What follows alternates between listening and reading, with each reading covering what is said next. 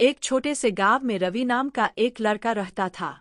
उसका घर बहुत साधारण था, मिट्टी की दीवारें, टीन की छत और चारों तरफ थे से कम थे, लेकिन सपने बहुत बड़े।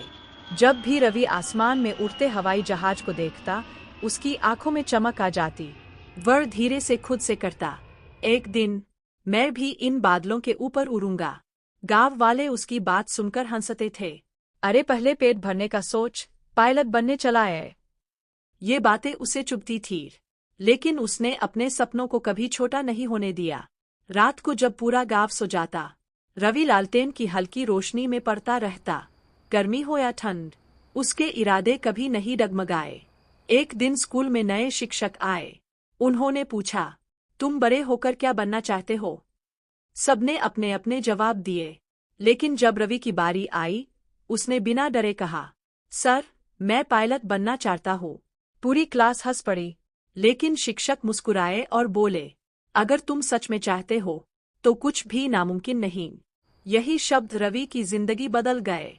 अब उसके पास एक दिशा थी और खुद पर विश्वास भी। उसने दिन रात मेहनत की, कई बार भूखा सोया, लेकिन कभी हार नहीं मानी।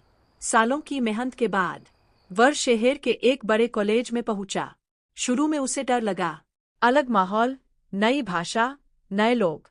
कई बार उसने हार मानने का सोचा, लेकिन हर बार उसे याद आता उसका गाँव, उसके माता पिता और उसका सपना।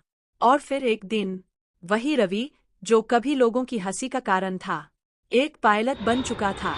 पहली बार जब उसने अपने गांव के ऊपर से हवाई जहाज उड़ाया, तो उसकी आंखों में आंसू आ गए। नीचे वही खेत थे, वही घर, लेकिन अब लोगों की सोच बदल चुकी थी।